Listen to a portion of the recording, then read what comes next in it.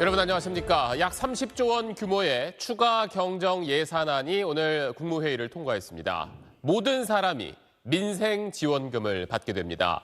다만 소득에 따라서 한 명당 15만 원에서 최대 52만 원까지 차이를 뒀고 또 현금이 아닌 상품권이나 카드 형태로 지급될 예정입니다. 오늘 첫 소식 하정현 기자가 전하겠습니다.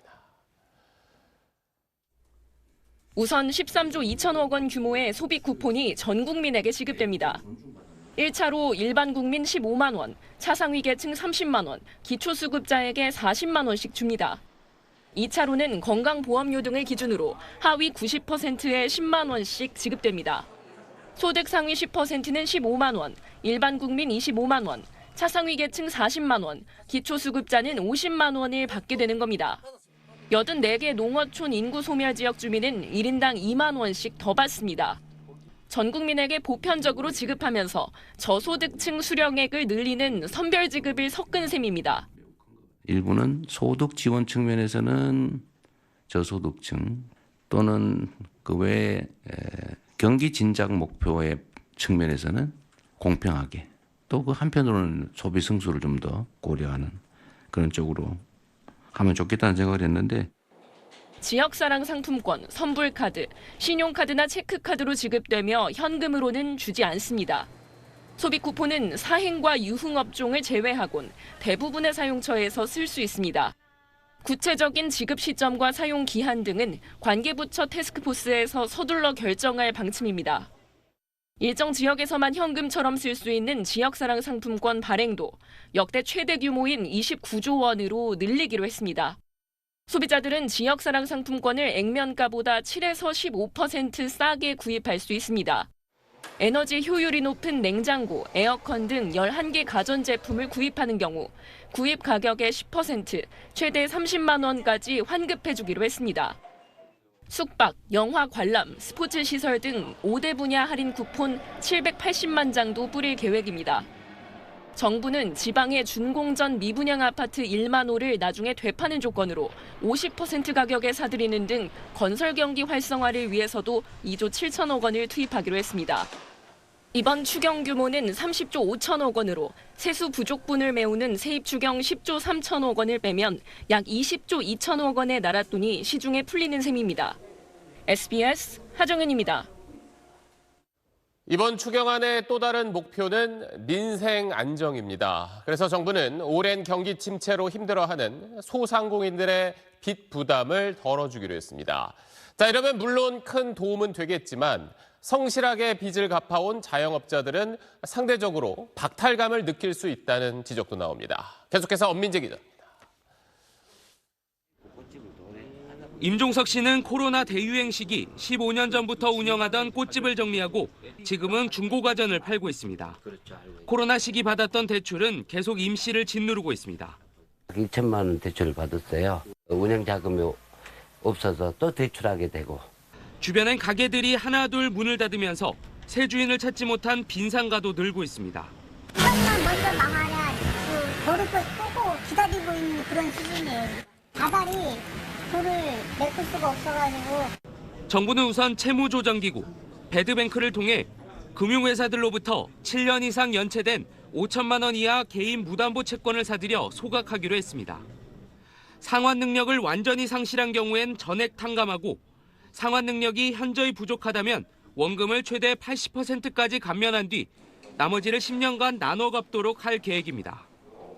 113만 4천 명의 빚, 약 16조 4천억 원이 소각되거나 채무 조정될 것으로 정부는 예상했습니다. 1, 2% 정도 되어 있는 그분들의 재기를 지원한다. 그래서 다시 경제활동으로 돌려 오셔가지고 정상적인 삶을 살게 하는. 기존 자영업자 채무조정 프로그램인 새출발기금의 지원 대상도 확대됩니다. 90% 원금 감면은 기초생활수급자 등 사회 취약계층에만 적용됐는데 총 채무 1억 원 이하, 중위소득 60% 이하의 저소득 연체자까지 확대됩니다. 저소득 소상공인 10만 1,000명이 혜택을 받을 전망입니다. 정책자금을 성실히 갚고 있는 소상공인 19만 명에게도 1%포인트의 이자 지원 등이 이뤄집니다. 자영업자들 재기에 큰 도움이 될 걸로 기대되지만 도덕적 해이와 형평성 우려도 제기됩니다. 정부도 착실히 빚을 갚고 있는 자영업자들이 느낄 상대적 박탈감에 충분히 공감한다고 인정했습니다. SBS 엄민재입니다. 자, 이번 추경으로 정부는 올해 경제 성장률이 0.1%포인트 오르는 효과가 있을 걸로 내다봤습니다. 하지만 국가 채무는 처음으로 1,300조 원을 넘어서고 또 국가 채무 비율도 49%까지 높아집니다. 자, 추경이 어느 정도 효과를 낼지는 권영인 기자가 짚어봤습니다. 이번 추경으로 정부 총 지출은 처음으로 700조 원을 돌파하게 됩니다. 세수는 당초 예상보다 줄어들 것으로 예상돼 늘어난 씀씀이를 맞추려면 19조 8천억 원의 국채를 새로 발행해야 합니다. 이에 따라 국가 채무는 사상 처음으로 1,300조 원을 돌파합니다. 국내 총생산, GDP 대비 국가 채무 비율은 49%까지 높아집니다. 4분기 연속 0% 안팎이라는 저성장 국면을 타개하기 위해 불가피하게 나라 빚을 늘리는 것으로 볼 수 있습니다. 확장 재정의 신호탄으로 해석하는 시각도 있습니다.